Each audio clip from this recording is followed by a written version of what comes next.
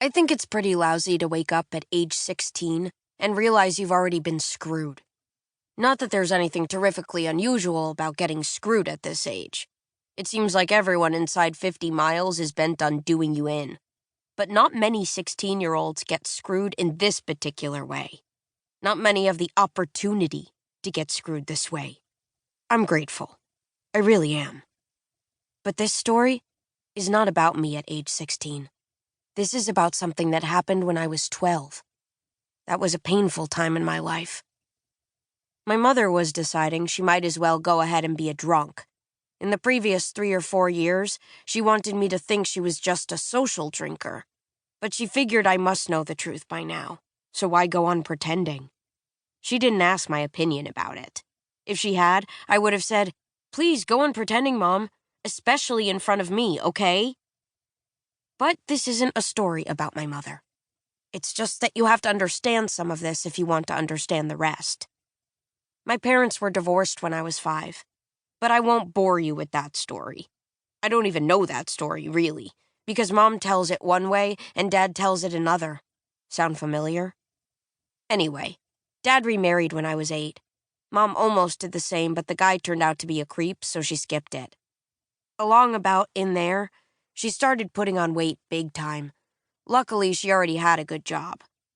She heads up the word processing operation at a big law firm downtown. And then she took to stopping for a drink after work. This got to be a pretty long stop. All the same, she rolled out of bed every morning at 7:30 no matter what. And I think she made it a rule not to start drinking before the end of the business day. Except on weekends, of course. But I won't go into that either. I was not a happy girl. In those days, I thought it might help if I played the dutiful daughter. When I got home from school, I tried to put the house back to the way Mom would have wanted it if she cared anymore. Mostly this meant cleaning up the kitchen. The rest of the house stayed pretty neat. But neither of us had time to tackle the kitchen before heading off to work and school. Anyway, one day, as I was gathering up the newspaper, something in the want ad section caught my eye. It read, "Teacher seeks pupil. Must have an earnest desire to save the world. Apply in person." This was followed by a room number and the name of a ratty old office building downtown. It struck me as weird that a teacher would be seeking a pupil. It just didn't make any sense. The teachers I know, seeking a pupil would be like a dog seeking a flea. Then I took another look at the second sentence. Must have an earnest desire to save the world. I thought, wow, this guy doesn't want much. The crazy thing was that this teacher ought to be pitching his services like everyone else, and he wasn't. It was like a help wanted ad. It was like the teacher needed the pupil, not the other way around. A shiver started at the back of my neck, and the hair stood up all over my head.